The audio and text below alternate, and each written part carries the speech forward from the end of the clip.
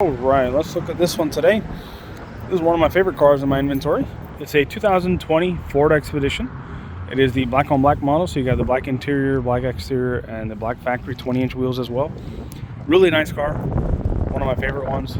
I think the main difference between this and that one is that one is a EL, or the Max as some people call it.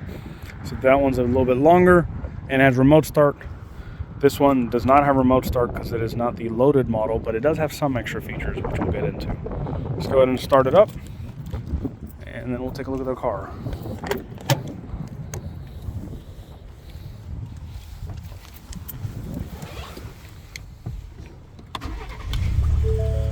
All right, here we are. 2020 Ford Expedition. It is a one-owner vehicle. It does have 134,000 miles, so 134,630. Real nice car. It runs and drives really nice. I love this thing. I've taken my family around in it before, and I did clean it up again, put it out here. Real nice car. So it does have Apple CarPlay and Android Auto. It does have the backup camera as well as Bluetooth and everything. The few features, well, I guess I don't need to mention the features of Lacks. I'll mention the features it does have. So it does have the standard dome controls, like for the map lights and everything. You do have this little thing, which some of the older SUVs and minivans used to come with. I guess Ford still has it in this thing. It's just like a little mirror for your, basically like blind spot as well, and so you could, I guess, see your rear passengers. And then the standard sunglasses holder right there. But yeah, this car does have blind spot detector, so you'll see the little orange lights come on in the mirrors. I don't remember if they beep at you or not in these things, because I don't think I paid attention. But it does have the little orange markers in the mirrors, so that way it does let you know when you are close to someone or when you're about to turn and everything. Climate control does work great. You're obviously not going to tell in the video, so I'm not going to bother with that. But AC and heat does work. That is good. Do you have a little extra cubby down here? And this is where you'll plug up the either Type-C or regular USB. And that is also what'll power the Apple CarPlay unit and everything. Standard cup holders right there.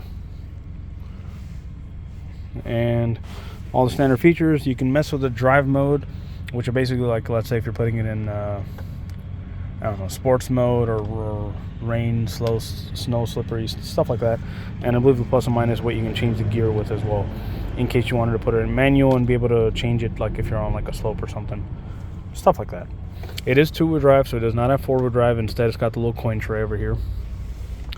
Standard 12-volt car charger right there. In here, yep, just standard. Another little tray. The tray is movable, so you can move it over, or you could just take it out completely. I just left it on one side.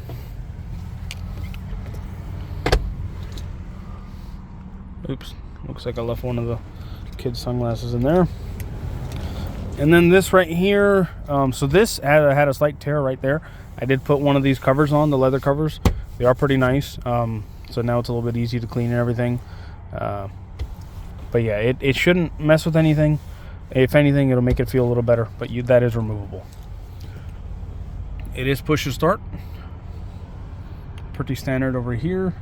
You do have the garage button remote controls over there, so you could pair to your garage and be able to use that. You do have the grab handles on the pillar as well as up on the roof. For the driver's side, only on the pillar.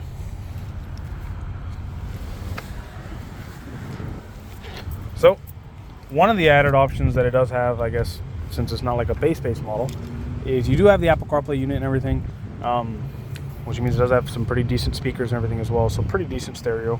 It does have the factory running boards installed, not power running boards like they do in the fully loaded model, but it's not blank either. It at least still has some running boards, so you could use them. It does have power seats as well.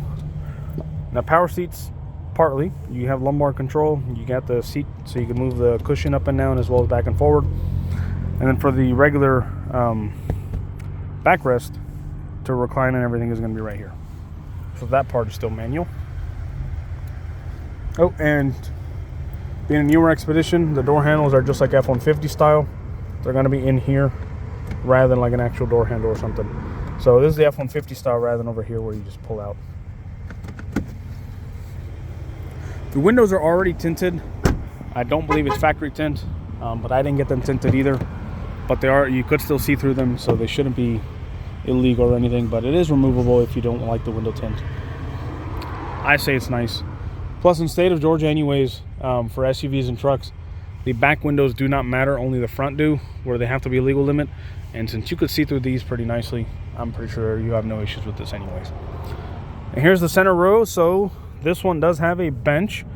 I know they're 3 separate seats, but I mean, like, it doesn't have just the captain seats. It's got a bench. All 3 seats do have the little car seat hookups. So that way you could put car seats on these right here. You do have the factory floor mats. If it were me, I'd probably upgrade them to WeatherTechs.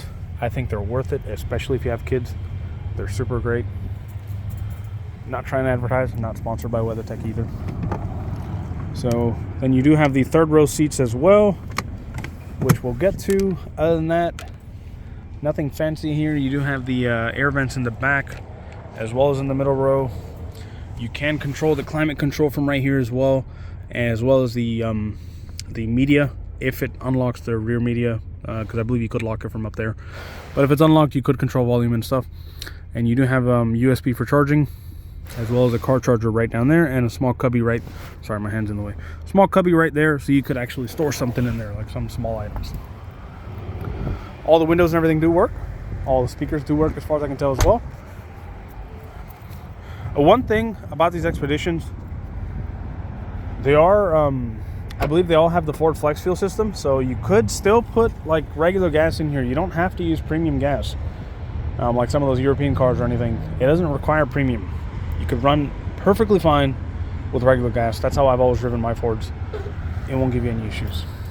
So one thing that I guess the original owner did not opt for was a power lift gate. So this is a manual one. You push the button, you still have to bring it up. It does still have the glass as well though, which I believe where was the glass? It's here somewhere. Don't remember. Oh, there it is. It was right next to the camera. So that does unlock the glass. That way, like on a hot summer day, if you're going to the lake or something, I know a lot of people do it, you can always have this open. Or if you're carrying something, like let's say you're using it to carry back some wood from Lowe's or Home Depot or something, and you need the extra space, you do have that. So the glass does open, and once you close it, it is latched again. So yeah, no automatic trunk. It is manual. And back here, you do have little hooks over here. How did that work again? There we go. I believe this is where the automatic trunk button was anyways in the other Expeditions, so they just replaced it with hooks. And then of course you could still bring up the third row. Now you don't have to bring up both or take down both at once. If you do the middle button, that's what that'll do. Otherwise you could just do right or left. And that's the same buttons to fold them and same buttons to bring them up. Down here is just standard stuff. Still got a little factory net, as well as the jack kit. Don't think there's anything I'm missing back here. It does have a car charger port over here for the 3rd row, so they could still use that, be able to charge their phones or tablets or whoever's sitting back here, whatever they need it for. Or if you have something in the trunk and need it charging, you can do it with that. Let's get to the other side from the other way, because I don't want to accidentally fall into that.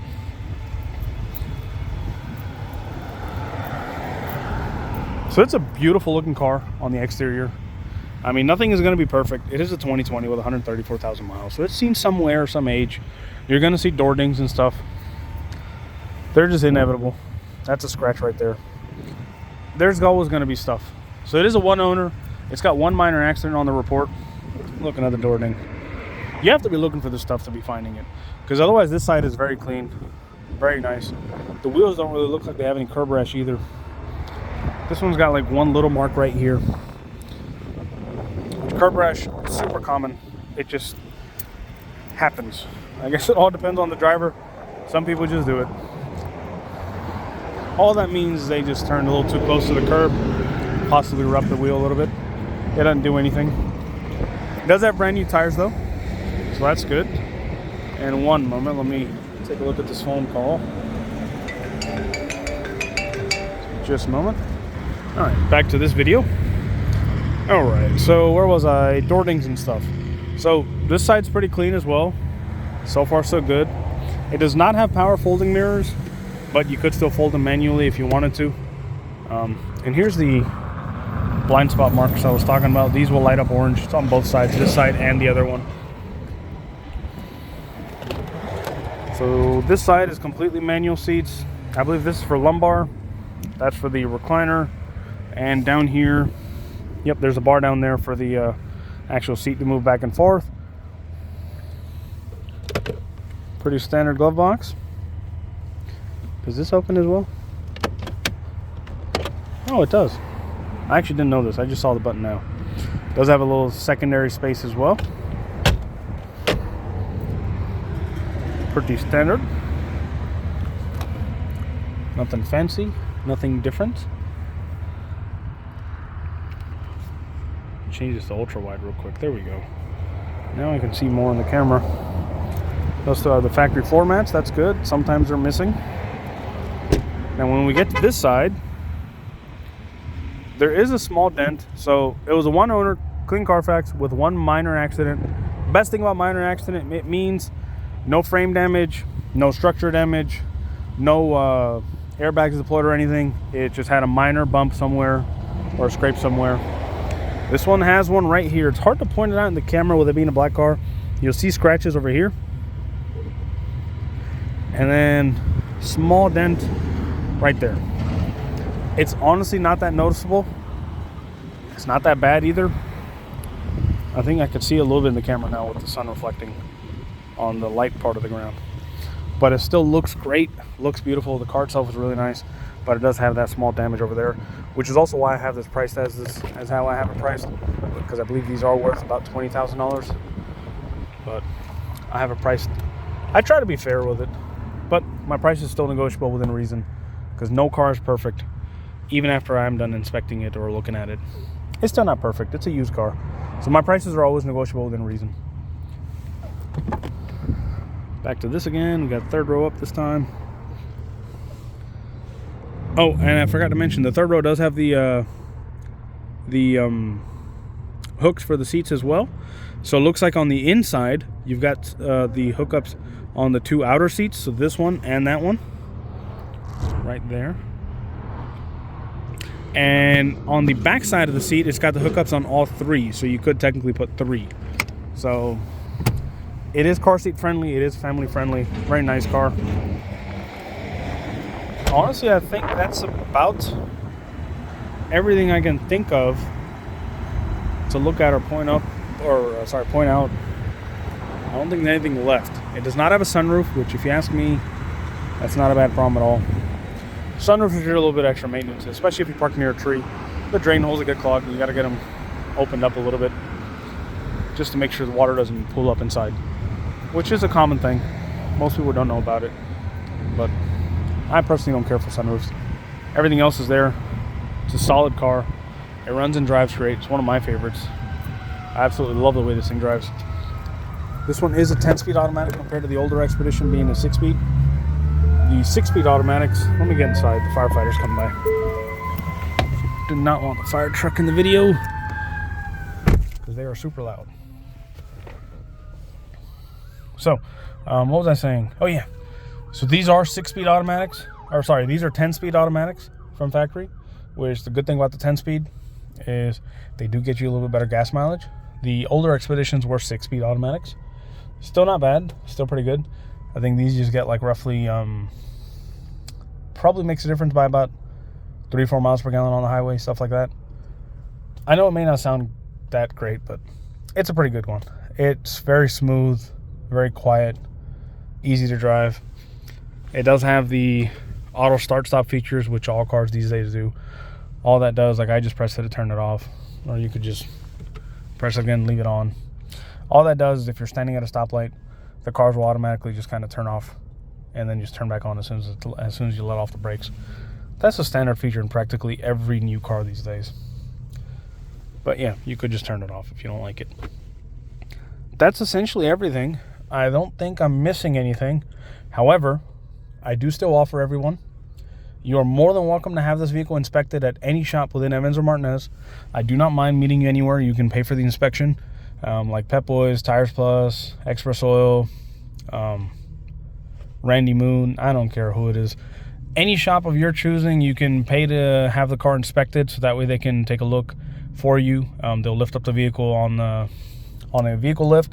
They'll take a look underneath. They'll take your tires off, take a look at everything, make sure there's no leaks or anything abnormal to look for. You're welcome to do that. That way you're a bit peace of mind. Now, if you are mechanically inclined, you're welcome to come by and take a look as well. Or if you know someone that's a mechanic, you're welcome to bring someone with you to take a look over here as well. I don't care. I encourage test drives and inspections, so that way you know what you're buying. You're comfortable with what you're buying. As far as I can tell you, I'll try to be as transparent as I can, and I love this car. I like the silver one too. I try to only sell stuff that I wouldn't mind driving myself. So they're good cars. I'm a Ford guy, but they're good cars. The horn works and everything. Solid car. If you have any questions for me, or if you want to see anything specific, do let me know, and I'll try to get back to you with the pictures and videos as best as I can. But thank you very much. You have a nice day.